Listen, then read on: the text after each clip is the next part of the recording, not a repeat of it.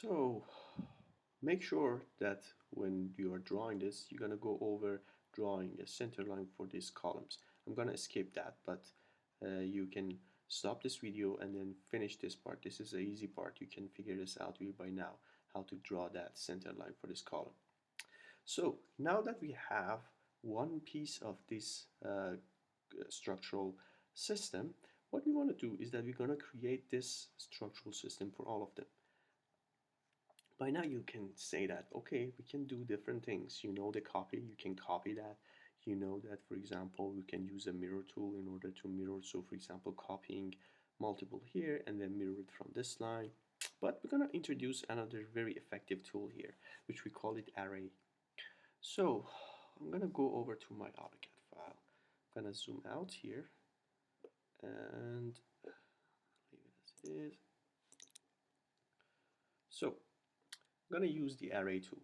In order to access to the array tool, again, I can type it. So I can type array, or I can go up here and then in the modify section, you see that I have a different type of array. What we're going to do here today is just we're going to go use the rectangular array. So I'm going to use the rectangle array. The first thing you want me to do is that selecting the object that I want to change to use in the array. So I'm going to select this. When I'm done with the array, you see that when I press enter after selecting object, it's automatically create like a number of columns and row of those objects here. I have the option of changing the number. So since it's supposed to be 4 column and 3 row, we're actually in the right place. If I go back to this drawing, right, it's supposed to be actually 3 row and 3 rows. So I'm gonna have to change this one to 3 column. Okay. And right after I update that, you see that it's automatically updated. The second thing I have to change is this distance here, because the distance that it shows, I can go over and give the AutoCAD the total distance, or I can go over the AutoCAD and give them like a distance between axis of each center line of each object from in a row or in the column side. So I'm going to go over to this drawing, see that it's supposed to be from one side to other side, it's supposed to be 16 feet. So I'm going to change this number, and it's supposed to be 16 feet. So I'm going to put 1, 6, and that's going to be one side.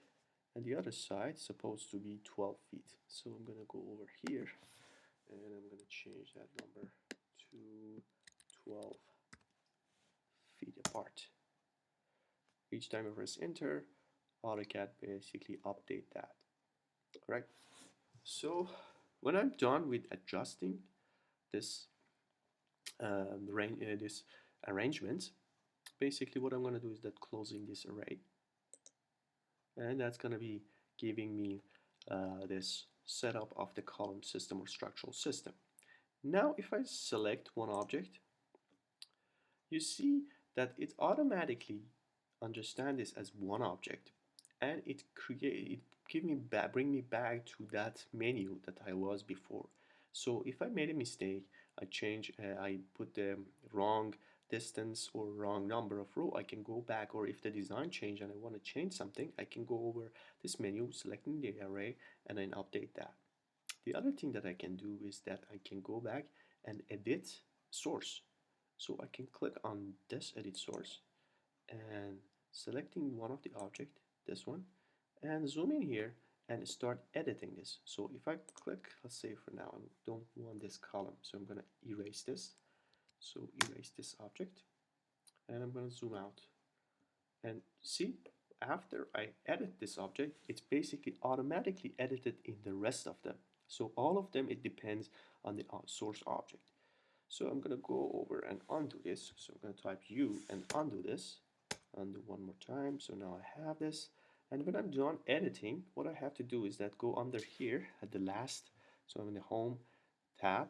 Under the last section, I either save the change or discard the change. So I'm going to discard the change for now. And I'm going to get back to where I was. There are other methods of creating this array. So I can either go with the polar, which is basically arraying things around a center. So as you can see here, create one object and the rest of them is around that center. Or I can use a path. So I have a path and I have one object and I want to set this copy or arrangement of multiple objects around that path. I can do that as well. So these are the options that are available to you and you can use. And I highly recommend that you go over each of them and then work with them and making sure that you are pretty comfortable with each one of them.